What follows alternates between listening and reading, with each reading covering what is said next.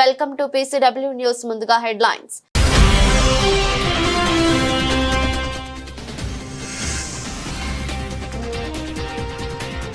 Trump మరో సంచలన నిర్ణయం. ఈసారి యూరప్ దేశాలే టార్గెట్.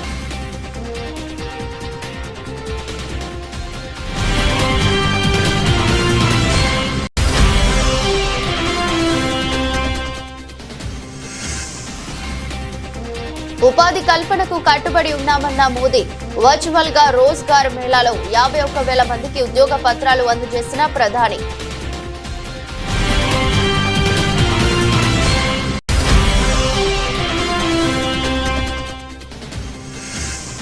విదేశీ విద్యకు వెంపర్లాడొద్దు. నల్సార్ స్నాతకోత్సవంలో CJI జస్టిస్ గవాయ్.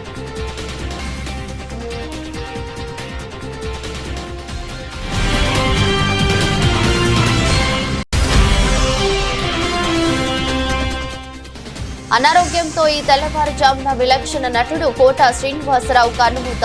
సంతాపం తెలిపిన సినీ ప్రముఖులు, రాజకీయ ప్రముఖులు.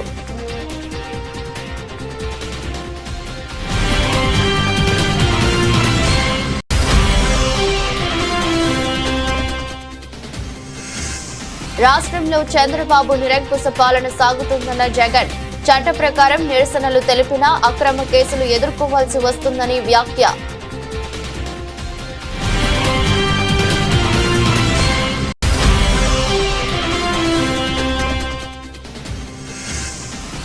కాంగ్రెస్ ప్రభుత్వంపై పాయల్ శంకర్ విమర్శలు. బీసీ రిజర్వేషన్లకు మతపరమైన అంశాన్ని జోడించారని ఆరోపణ.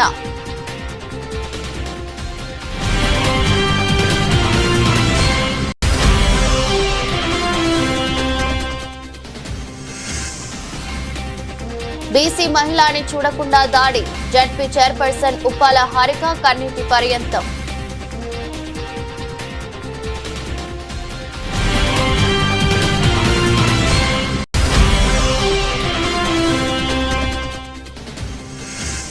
లష్కర్లో వైభవంగా ఉజ్జయిని మహంకాళి బోనాల జాతర. వేకువజాము నుంచే పెద్ద సంఖ్యలో అమ్మవారిని దర్శించుకుని బోనాలు సమర్పిస్తున్న భక్తులు.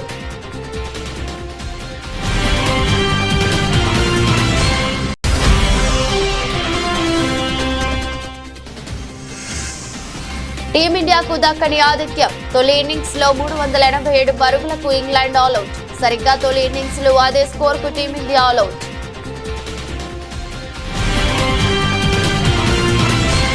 అమెరికా అధ్యక్షుడు డొనాల్డ్ ట్రంప్ యూరోపియన్ యూనియన్ మరియు మెక్సికో నుంచి దిగుమతి అయ్యే అన్ని వస్తువులపై ఏడాది ఆగస్టు 1 నుంచి 30% సుంకాలు విధిస్తున్నట్లు ప్రకటించారు. ఈ నిర్ణయం వాణిజ్య ఒప్పందాలలో సమతుల్యత సాధించేందుకు మరియు అమెరికా ఆర్థిక ప్రయోజనాలకు కాపాడేందుకు తీసుకున్న చర్యగా ట్రంప్ వెల్లడించారు. ఈ ప్రకటన ఆయన తన సొంత social media platform truth social లో లేఖ రూపంలో విడుదల చేశారు. ట్రంప్ తన లేఖలో మెక్సికో డ్రగ్ ట్రాఫికింగ్ నియంత్రణలో విఫలమైందని, ముఖ్యంగా ఫెంటానిల్ సంక్షోభానికి కారణమైన కార్టెల్స్ ను అరికట్టడంలో నిర్లక్ష్యం చేసిందని ఆరోపించారు. అలాగే యూరోపియన్ యూనియన్ తో వాణిజ్య సంబంధాలు సమానత్వ ప్రతిపాదికన లేవని, దీర్ఘకాలంగా వాణిజ్య లోటు ఉందని, ఈయా యొక్క సుంకాలు మరియు వాణిజ్య అడ్డంకులు దీనికి కారణమని పేర్కొన్నారు. తాజాగా తాను విధించిన సుంకాలు ఇప్పటికే ఉన్న స్టీల్ వంటి రంగాలకు సంబంధించిన లెవీలకు అదనమని వివరించారు. ప్రభుత్వ, ప్రైవేట్ రంగాల్లో ఉపాధి కల్పనకు తమ ప్రభుత్వం కట్టుబడి ఉందని, గత 11 ఏళ్లలో దేశం అన్ని రంగాల్లో పురోగతి సాధించిందని ప్రధాని మోదీ అన్నారు. రోజ్గార్ మేళాలో భాగంగా ప్రభుత్వంలోని వివిధ విభాగాల్లో ఎంపికైన 51,000 మందికి ప్రధాని వర్చువల్ గా ఉద్యోగ నియామక పత్రాలు అందజేశారు. అనంతరం ప్రసంగించిన మోదీ, ప్రైవేట్ రంగంలో మొదటిసారి ఉద్యోగం పొందిన వారికి మొదటి నెల జీతానికి తోడ్పాటుగా 15,000 ప్రోత్సాహకంగా అందించాలని ప్రభుత్వం నిర్ణయించిందని మోదీ చెప్పారు. ఇందుకోసం ఉద్యోగుల ప్రోత్సాహక పథకం కింద బడ్జెట్ లో 1,00,000 కోట్లు కేటాయించామన్నారు. రోజ్గార్ మేళా ద్వారా ఇప్పటి వరకు 10 లక్షల నియామక పత్రాలు పంపిణీ చేశామని ప్రధాని తెలిపారు. गरीब कल्याण और रोजगार निर्माण का जो मिशन चल रहा है, आज से इसको आगे बढ़ाने का दायित्व आपका भी है. सरकार रुकावट नहीं बननी चाहिए. सरकार विकास की प्रोत्साहक बननी चाहिए. हर व्यक्ति को आगे बढ़ने का अवसर है. हाथ पकड़ने का काम हमारा है और आप तो नौजवान हैं दोस्तों, आप पर मेरा बहुत भरोसा है। आपसे मेरी अपेक्षा है कि आप जहां भी दायित्व मिले, आप इस देश के नागरिक मेरे लिए सबसे पहले उसकी मदद, उसकी मुसीबतों से मुक्ति, देखते ही देखते देश आगे बढ़ेगा। आपको भारत के अमृत काल का सहभागी बनना है। आने वाले 20-25 साल आपकी कैरियर के तो महत्वपूर्ण है, लेकिन आप ऐसे कालखंड में हैं जब देश के लिए भी 25 वर्ष बहुत महत्वपूर्ण है। ये विकसित भारत के निर्माण के लिए अहम 25 वर्ष है। इसलिए आपको अपने काम, अपने दायित्व, अपने लक्ष्यों को विकसित भारत के संकल्प के साथ आत्मसात करना है। नागरिक देवो भव, ये मंत्र तो हमारी रगों में दौड़ना चाहिए, दिल दिमाग में रहना चाहिए, हमारे व्यवहार में नजर आना चाहिए। అహ్మదాబాద్ లండన్ ఎయిర్ ఇండియా విమానం గత నెలలో కూలిపోవడంపై aircraft accident investigation bureau ఇచ్చిన నివేదికపై కేంద్ర పౌర విమానయాన శాఖ మంత్రి కె రామ్మోహన్ నాయుడు శనివారం నాడు స్పందించారు. ప్రాథమిక ఆధారాలను పరిగణలోకి తీసుకుని ఏఐబి నివేదిక ఇచ్చిందని, దీనిని బట్టి విమాన ప్రమాదంపై అప్పుడే ఒక నిర్ణయానికి రాకూడదని చెప్పారు. తుది నివేదిక వచ్చేంత వరకు వేచి చూడాలని సూచించారు. విమాన ప్రమాదంపై అప్పుడే ఒక తుది నిర్ణయానికి రాకూడదు. ప్రపంచంలోని అత్యంత సమర్థత కలిగిన పైలట్లు మనకు ఉన్నారు. పైలట్లు సిబ్బంది కృషిని మనస్ఫూర్తిగా అభినందిస్తున్నాను. పౌర విమానయానానికి వారు వెన్నెముక వంటి వారు. ఈ రంగానికి వారే ప్రధాన వనరులు. వారి సంక్షేమం, శ్రేయస్సు కోసం మా ప్రభుత్వం పనిచేస్తుంది. ఆ దృష్ట్యా ఇప్పుడే నివేదికపై తుది నిర్ణయానికి రాకూడదు. తుది నివేదిక కోసం వేచి చూద్దాం. ఇందులో కొన్ని సాంకేతిక అంశాలు కూడా ముడిపడి ఉన్నాయని రామ్మోహన్ నాయుడు అన్నారు. Appreciate the job done by AIB, a very commendable job. It was a very challenging task. In fact, for the first time, safely securing the black box and trying to decode the data and everything being done in India itself in the lab in Delhi for AIB, first of its kind. So I'd like to appreciate all the efforts they have put in to do a very transparent, very mature, professional way the investigation has been done, and also all the international protocols have also been respected and followed. And regarding the report, this is a preliminary report right now, and from the ministry we are analyzing the report, but I think it would be better if we can comment on it once the final report comes in. So we are coordinating with AIB also. Whatever support or resources they need, we'll be providing to them. But AIB will be the primary investigating agency into this, and we are hoping that as soon as possible the final report also comes in so that we can arrive at some conclusions. So right now, like the report has only stated within that there are multiple other things also that need to be looked into before preparing the final report. So we want the final report to come in to look at things. So let us wait till then. న్యాయవాదం అత్యంత గౌరవప్రదమైన వృత్తి అయినప్పటికీ ఇందులో రాజబాట అంటూ ఏది ఉండదని supreme court ప్రధాన న్యాయమూర్తి జస్టిస్ బిఆర్ గవాయ్ అన్నారు. శామీర్పేటలోని నల్సార్ విశ్వవిద్యాలయం 22వ స్నాతకోత్సవంలో ముఖ్యమంత్రి రేవంత్ రెడ్డి, సుప్రీంకోర్టు న్యాయమూర్తి పమిడి ఘంటం శ్రీ నరసింహ, హైకోర్టు తాత్కాలిక ప్రధాన న్యాయమూర్తి justice Sujoy Paul, vice chancellor శ్రీకృష్ణదేవరావులతో కలిసి సిజేఐ పాల్గొన్నారు. ఈ సందర్భంగా జస్టిస్ బిఆర్ గవాయ్ మాట్లాడుతూ న్యాయవాద వృత్తిలో ఖచ్చితమైన ఫలితాలు వస్తాయనే గ్యారంటీ లేదని చెప్పారు. ఈ వృత్తిలో అంచనాలు భారీగా ఉంటాయి. ఎక్కువ గంటలు పనిచేయాల్సి వస్తుంది. భావోద్వేగపరంగా మనల్ని ఒంటరిని చేస్తుంది. కొన్నిసార్లు సక్సెస్ అయినట్లు కనిపించడానికి కూడా కష్టపడాల్సి వస్తుందని చెప్పారు. పిహెచ్డీలు, LLM, MBA, MA, taxation law, criminal justice management, BALLB honours, BBA honours, BBA, PG diploma in taxation, PG diploma in criminal justice management తదితర కోర్సుల్లో విద్యను పూర్తి చేసిన మొత్తం 462 మంది విద్యార్థులకు ఈ కార్యక్రమంలో డిగ్రీలు ప్రదానం చేశారు. ఈ సందర్భంగా అత్యున్నత ప్రతిభ కనపరిచిన విద్యార్థులకు సీఎం రేవంత్ రెడ్డి బంగారు పతకాలు అందజేశారు. ప్రముఖ సినీ నటుడు కోట శ్రీనివాసరావు కన్నుమూశారు. గత కొంతకాలంగా అనారోగ్యంతో బాధపడుతున్న ఆయన 83 ఏండ్ల వయసులో ఆదివారం తెల్లవారుజామున 4 గంటలకు ఫిలిం నగర్ లోని తన నివాసంలో తుది శ్వాస విడిచారు.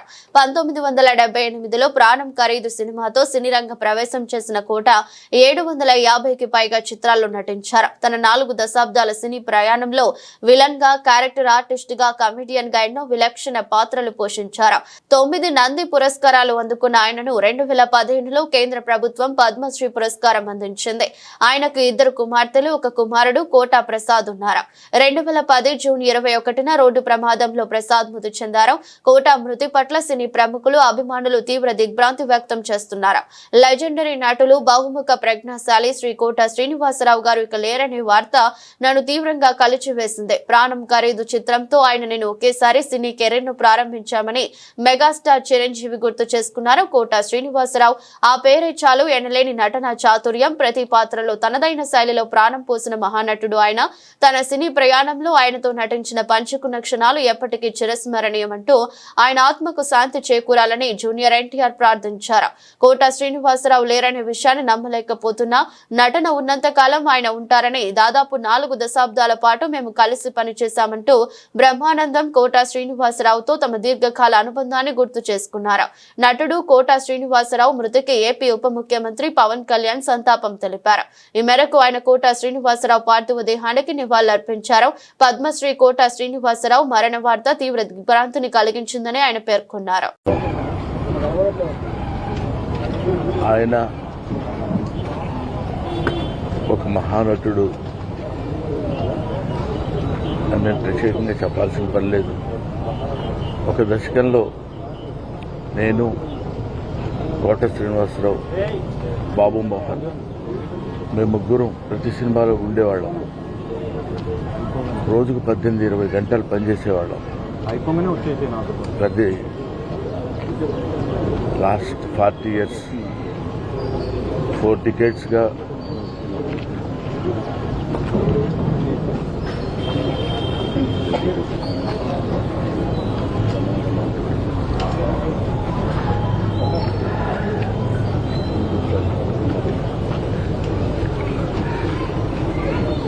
అరే ఒరే అనుకుంటూ కలిసి ఉన్నాం. వాళ్ళ కోట లేడు అంటే నమ్మలేకపోతున్నాం. నటన ఉన్నంత కాలం కోట ఉంటాడు. వాడుకు నటరాజపోతుంది, మహానుభావుడు. ఏ విషయాన్నైనా నిర్మోహాటంగా మాట్లాడే వ్యక్తి. అటువంటి వ్యక్తిని కోల్పోవడం భారతదేశానికే, నటనా లోకానికే తీరని లోటు.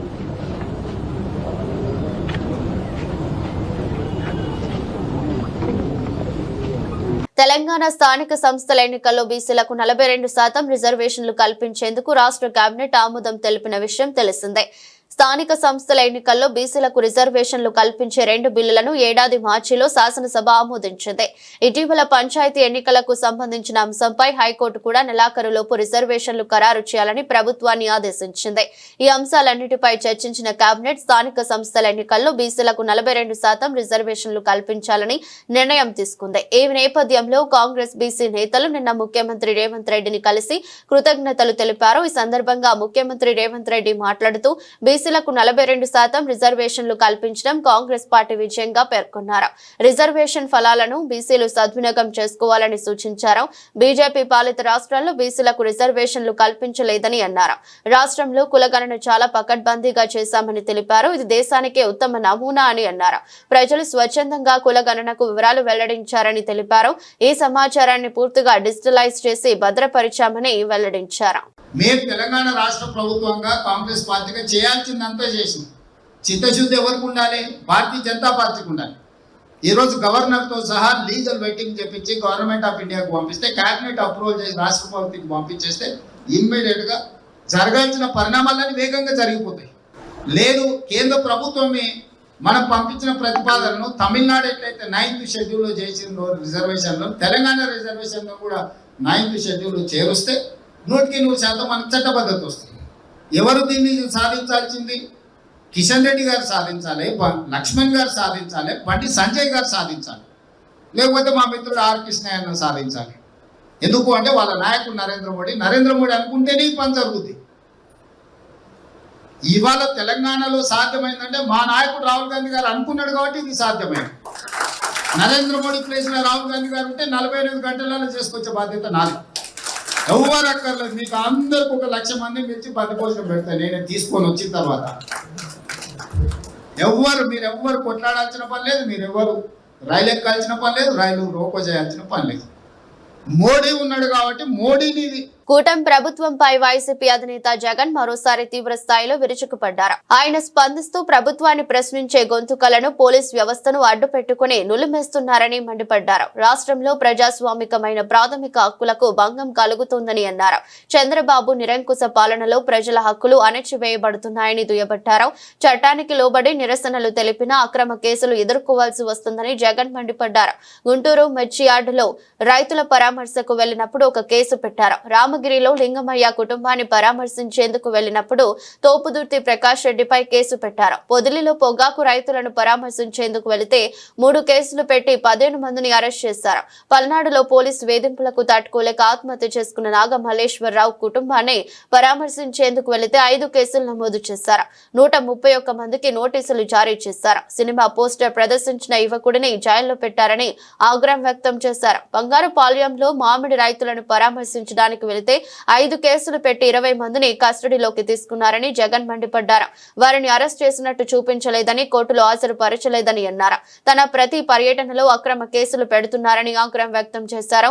చెక్ పోస్టులు ఏర్పాటు చేసి రైతులను రానియకుండా చేస్తున్నారని మండిపడ్డారు. ఇందుకోసం పోలీస్ వ్యవస్థను వాడుకోవడం సరికాదని అన్నారు. బీసీ రిజర్వేషన్లకు మతపరమైన అంశాన్ని జోడించారని, మతపరమైన రిజర్వేషన్లను రాజ్యాంగం, సుప్రీంకోర్టు అంగీకరించవని బీజేపీ ఎమ్మెల్యే పాయల్ శంకర్ అన్నారు. బీసీలకు 42% రిజర్వేషన్ల వ్యవహారంలో రాష్ట్ర ప్రభుత్వం హడావిడి చేస్తుంటే బీసీలను మోసం చేస్తున్నదనే అనుమానాలు వ్యక్తమవుతున్నాయని ఆయన పేర్కొన్నారు.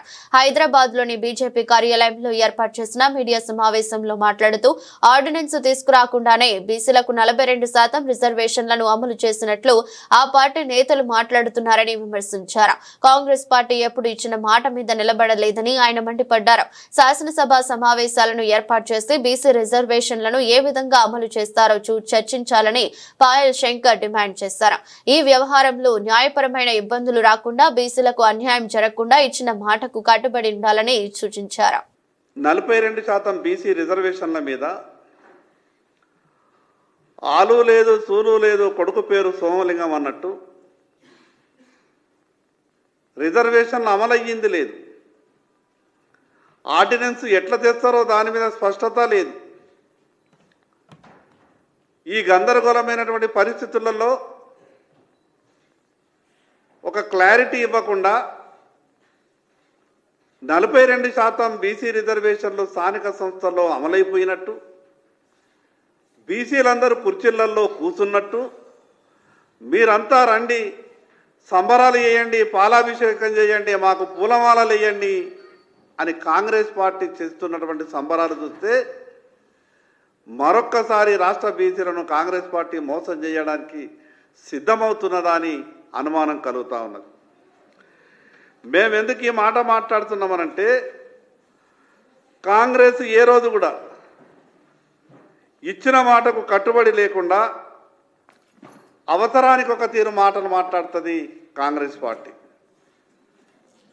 దానికి గతంలో ఉదయపూర్ డిక్లరేషన్ కావచ్చు, ఆ రోజు గొప్పగా చెప్పిండ్రు, ప్రతి పార్లమెంట్లో 2 బీసీలకు ఎమ్మెల్యే టికెట్లు ఇచ్చే బాధ్యత మాది అన్నారు. ఆ ఉదయపూర్ డిక్లరేషన్ తర్వాత ఈ రాష్ట్రంలో ఉన్నటువంటి బీసీలంతా కూడా అనుకున్నారు కాంగ్రెస్ పార్టీ ప్రతి పార్లమెంట్లో 2కి అసెంబ్లీ టికెట్లు ఇస్తుందట అని. చివరికి ఎన్నికలు జరిగినప్పుడు ఏ రకమైనటువంటి వ్యవహారం చేసిందో ఈ రాష్ట్ర ప్రజలందరికీ కూడా తెలుసు. స్పష్టంగా మేము చెప్పినాం, మీరు చిత్తశుద్ధితో ఈ 42% బీసీ రిజర్వేషన్లు అమలు చేయాలన్న ఆలోచన మీకుంటే, రాజ్యాంగం ఎప్పుడు కూడా మతపరమైన రిజర్వేషన్లకు ఒప్పుకోదు. ఆ విషయం మీకు తెలుసు. సుప్రీంకోర్టు కూడా అనేక సందర్భాల్లో చెప్పింది. గతంలో రాజశేఖర రెడ్డి గారి పీరియడ్లో 4% రిజర్వేషన్ ఇచ్చినప్పుడు ఏం జరిగిందో మీ అందరికీ తెలుసు.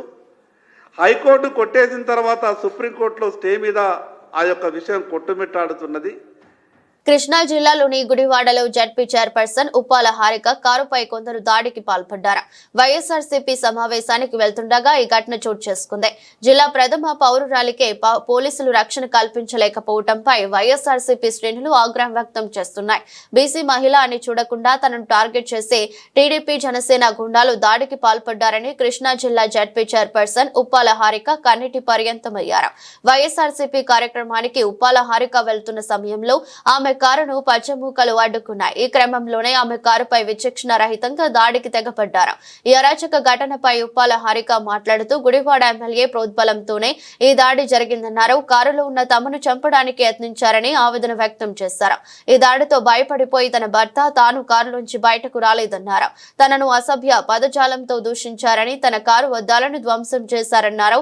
ఇంత జరుగుతున్నా పోలీసులు పట్టించుకోలేదని తెలిపారు. టీడీపీ గుండాలు తన కారుపై దాడి చేస్తున్నా పోలీసులు పట్టించుకోకుండా వారికి సహకరించినట్లు వ్యవహరించారన్నారు. ఇవాళ వరకు ఎవరన్నా గానీ ఒక్క మాట అన్నావా అని చెప్పి అడుగుతున్నా. ఒక్క మాట అన్నా మేము ఎవరన్నా అన్నావా కానీ కలహాలు కానీ పెట్టుకోవడం జరగలేదు. ఈ రోజు మేము మీటింగ్ జరుగుతుందని మా దారిని మేము వస్తున్నాం. ఒక్కరిని ఒక్క మాట అనలేదు. ఇష్టం వచ్చినట్టు బరి తెగించిపోయి రోడ్ల మీద మమ్మల్ని నిర్బంధించేసి చుట్టూ 10 సార్లు దాడి చేయడానికి రాడ్లేవో పట్టుకొని చేతులకి టవల్స్ అవి కట్టేసుకుని ఇష్టం వచ్చినట్టు కార్ని ధ్వంసం చేసేసి ఎలాంటి మాటలు అంటే నీచంగా అలాంటి మాటలు నేను మాట్లాడలేను. అంత భయంకరంగా తిడుతూ పోలీసులు ముందే ఇలా చేస్తున్నారంటే రాజ్యాంగం ఏమైపోయింది, చట్టాలు ఏమైపోయినాయో నాకైతే అర్థం కావట్లేదు.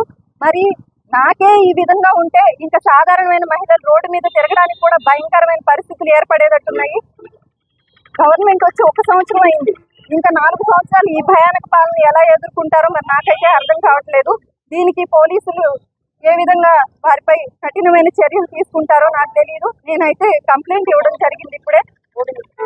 దీనికి సంబంధించి ప్రతి ఒక్కరూ కూడా బీసీ మహిళనైన నాకు జరిగిన ఈ అవమానం ప్రతి మహిళకి జరిగినట్టే అని నేను భావిస్తున్నాను. ఎందుకంటే జిల్లా ప్రథమ మహిళకి జరిగిన అవమానం ప్రతి ఒక్కరికి జరిగినట్టే. ఇంత దారుణమైన బూతులు మాట్లాడుతున్నారంటే వారిని ఎస్పీ గారు ఖచ్చితంగా కఠినమైన చర్య తీసుకుని వారిని ఈ రోజే జైల్లో పెట్టాల్సిందిగా కోరుకుంటున్నాను. మేము ఎవరిని ఎటువంటి పదజాలాలు ఉపయోగించకుండా మా మీటింగ్ మేము చేసుకుంటున్నాము. ఆయన మేనిఫెస్టోలో ఇచ్చిన పథకాలు అమలు చేయట్లేదని మాత్రమే మాట్లాడుతున్నాను. ఇంతవరకు 4 మీటింగ్స్కి వెళ్ళాము, ఎక్కడ కూడా ఇలాంటి పరిస్థితి లేదు. కానీ ఈ రోజు గుడివాడ కేవలం మేము రోడ్లో ఎంటర్ అయ్యామంతే. అసలు ఆ రోడ్డు కూడా ఎంటర్ అవ్వలేదు. వాళ్ళు తిరిగి కారు రిటర్న్ వెళ్ళిపోమనంటే మేము కారు తిప్పుకుంటున్నా సరే మొత్తం రౌండ్ చేసేసారు. రౌండ్ చేసేసి మొత్తం అంతా ధ్వంసం చేసేసారు. మీరు ఆల్రెడీ విజువల్స్ చూసుకునే ఉంటారు. ఈ రకమైన రాజ్యాంగం ఇక్కడ అమలవుతుంది. ఇది మరి రెడ్ బుక్ రాజ్యాంగం, మరి ఏ రాజ్యాంగం నాకు తెలియదు. లష్కర్ బోనాల జాతర వైభవంగా కొనసాగుతుంది. వేకువజాము నుంచే పెద్ద సంఖ్యలో భక్తులు అమ్మవారిని దర్శించుకుని బోనాలు సమర్పిస్తున్నారు. ఉదయం 4 గంటలకు జిల్లా ఇన్ఛార్జి మంత్రి పొన్నం ప్రభాకర్ దంపతులు ఉజ్జయిని మహంకాళి అమ్మవారికి తొలి బోనం సమర్పించారు. ప్రత్యేక పూజలు చేశారు. అనంతరం అమ్మవారికి దర్శించుకునేందుకు భక్తులు అనుమతించారు.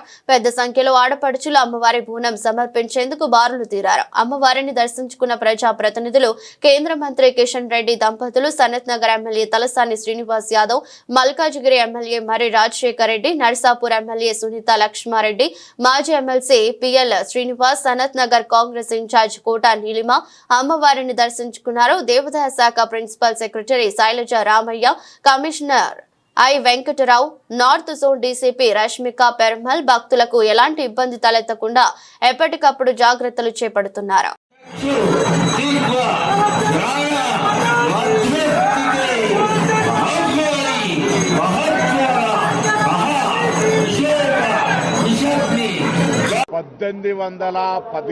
సంవత్సరం నుండి హైదరాబాద్ ప్రజల, తెలంగాణ ప్రజల సంక్షేమం కొరకు, వారి అన్ని రకాల అభివృద్ధి కోసం వెలిచినటువంటి ఉజ్జయిని మహంకాళి అమ్మవారు లష్కర్ బోనాలు ప్రతి సంవత్సరం ఆనవాయితీగా ఆర్భాటంగా అంగరంగ వైభవంగా జరుగుతూ ఉన్నాయి. అందులో భాగంగా తెలంగాణ ప్రజాపాలన ప్రభుత్వం వచ్చిన తర్వాత కూడా గౌరవ ముఖ్యమంత్రి రేవంత్ రెడ్డి గారి నాయకత్వంలో ప్రభుత్వం, దేవాదాయ శాఖ, మిగతా అన్ని శాఖలు కలుపుకొని ప్రజలకు ఎటువంటి ఇబ్బందులు లేకుండా భక్తులకు సౌకర్యాలు అన్ని రకాల కల్పించే విధంగా ఆ అమ్మవారి సేవ చేసుకునే అవకాశం ప్రకారంగా ఈ ఉజ్జయిని మహంకాళి బోనాల జాతర ఏర్పాటు చేస్తారు.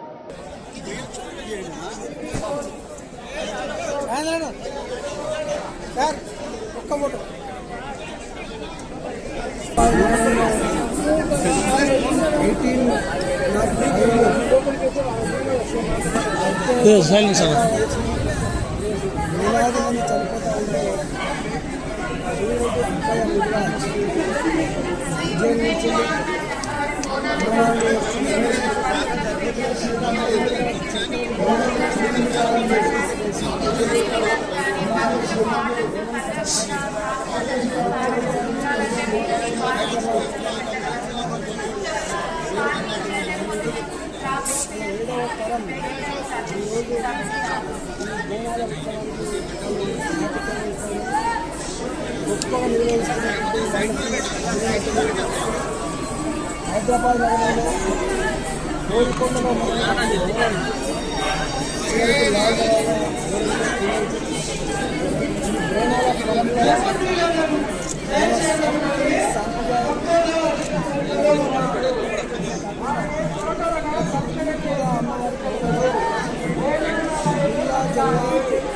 కృష్ణా జిల్లా జడ్పీ చైర్పర్సన్ ఉప్పాల హారికపై జరిగిన దాడిని తీవ్రంగా ఖండిస్తున్నామని వైసీపీ అధికార ప్రతినిధి యాంకర్ శ్యామల పేర్కొన్నారు. రాష్ట్రంలో రెడ్ బుక్ రాజ్యాంగం అమలవుతుందని చెప్పేందుకు ఈ ఘటన ఒక ఉదాహరణని విమర్శించారు. గంటన్నర సేపు మీటింగ్ కు హాజరు కాకుండా అడ్డుకున్నారని, రోడ్డుపై కారును ఆపేసి అద్దాలను పగలగొట్టారని శ్యామల ఆరోపించారు. ఒక జిల్లా ప్రథమ పౌరురాలిగా ఉన్న హారికపై ఈ దారుణ చర్య జరగడం ఆందోళనకరమని తెలిపారు. ప్రజాస్వామ్య పాలనలో ఉన్నామా లేక అటవిక రాజ్యంలో ఉన్నామా? ఒక బీసీ మహిళపై చేసినటువంటి దాడిని ఖచ్చితంగా గుర్తు పెట్టుకుంటాం. గంటన్నర సేపు మీటింగ్ కి రానివ్వకుండా రోడ్డు మీద ఆపేసి కారు అద్దాలు పగలగొట్టి ఒక జిల్లా ప్రథమ పౌరురాలు అయిన జడ్పీ చైర్పర్సన్ పై మీరు ఇంత దారుణంగా ప్రవర్తిస్తే ఇంకా సామాన్య మహిళల పరిస్థితి ఏంటి? రాష్ట్రంలో జిల్లాలో మహిళల పట్ల మీ ప్రభుత్వ తీరు మరొకసారి మీరు నిరూపించుకున్నారు. మహిళలంటే మీకు గౌరవం లేదు, మహిళలను మీరు ఎంత చులకనగా చూస్తున్నారో అన్నదానికి ఇదే ఉదాహరణ. ఒక చంద్రబాబు, పవన్ కళ్యాణ్, లోకేష్ మీ పాలనలో మహిళల పట్ల మీరు ప్రవర్తించే తీరును భూతో నా భవిష్యత్తు అంటూ శ్యామల ఎద్దేవా చేశారు. Namaskar. There is no safety for women in Andhra Pradesh under this coalition government. As a woman and as a public representative, I am deeply disturbed and enraged by what's happening in our institutions. At Rangaraya Medical College in Kakinada, a lab technician has taken indecent photos of the girl students and blackmailed them. Even after complaints were made, there is no severe action taken. Only a few technicians were suspended. Why? Why has there been no justice? What is our Deputy Chief Minister, Mr. Pavan Kalyan, doing? This incident happened in his own district. All he gives are the hollow statements about protecting women. London లోని Lord's వేదికగా జరుగుతున్న Bharat England 3వ test match లో రెండు జట్ల తొలి innings స్కోర్లు సమం కావడంతో ఉత్కంఠ రేగింది. నేడు 3వ రోజు ఆటలో భారత జట్టు తమ తొలి ఇన్నింగ్స్ లో 119.2 ఓవర్లలో 387 పరుగులకు ఆల్అౌట్ అయింది. అంతకుముందు ఈ మ్యాచ్ లో టాస్ గెలిచిన ఇంగ్లాండ్ కూడా తొలి ఇన్నింగ్స్ లో 387 పరుగులే చేసింది. భారత్ తొలి ఇన్నింగ్స్ లో కేఎల్ రాహుల్ సెంచరీతో అదరగొట్టాడు. రిషబ్ పంత్, రవీంద్ర జడేజా అర్ధ సెంచరీలతో జట్టుకు బలం చేకూర్చారు. కరుణ్ నాయర్, నితీష్ కుమార్ రెడ్డి కీలక ఇన్నింగ్స్ లో ఆడారు. ఇంగ్లాండ్ బౌలర్లలో క్రిస్ వోక్స్ 3 వికెట్లు, జోఫ్రా ఆర్చర్, బెన్ స్టోక్స్ చెరో 2 వికెట్లు తీశారు. యశస్వి జైస్వాల్, శుభ్మన్ గిల్ నిరాశపరిచారు.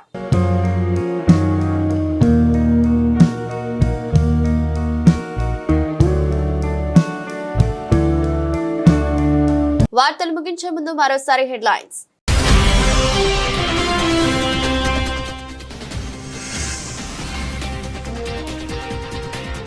ట్రంప్ మరో సంచలన నిర్ణయం, ఈసారి యూరప్ దేశాలే టార్గెట్.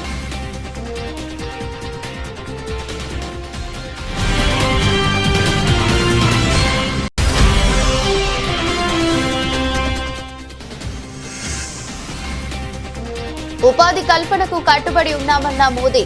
వర్చువల్ గా రోజ్గార్ మేళాలో 51,000 మందికి ఉద్యోగ పత్రాలు అందజేసిన ప్రధాని.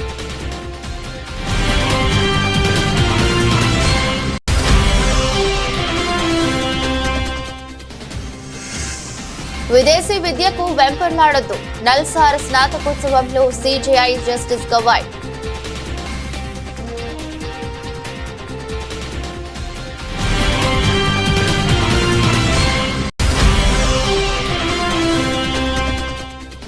అనారోగ్యంతో ఈ తెల్లవారుజామున విలక్షణ నటుడు కోట శ్రీనివాసరావు కన్నుమూత. సంతాపం తెలిపిన సినీ ప్రముఖులు, రాజకీయ ప్రముఖులు.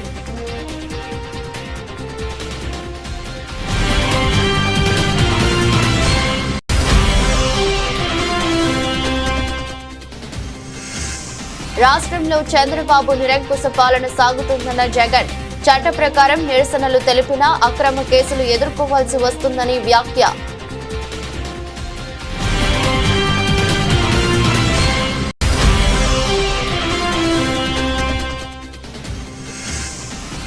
కాంగ్రెస్ ప్రభుత్వంపై పాయల్ శంకర్ విమర్శలు.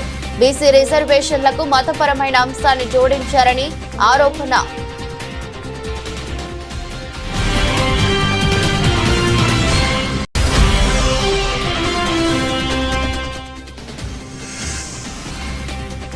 బీసీ మహిళని చూడకుండా దాడి. జడ్పీ చైర్పర్సన్ ఉప్పాల హారిక కన్నీటి పర్యంతం.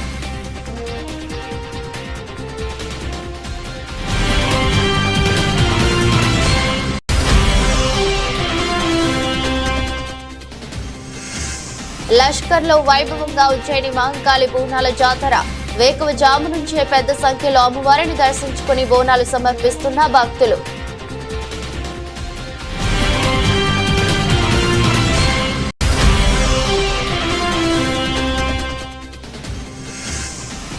టీమిండియాకు దక్కని ఆతిథ్యం. తొలి ఇన్నింగ్స్ లో 387 పరుగులకు ఇంగ్లాండ్ ఆల్అౌట్.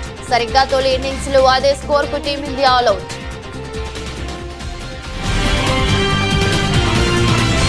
ఎదురొస్ట్ బులెటిన్ మరో బులెటిన్ లో మళ్ళీ కలుద్దాం.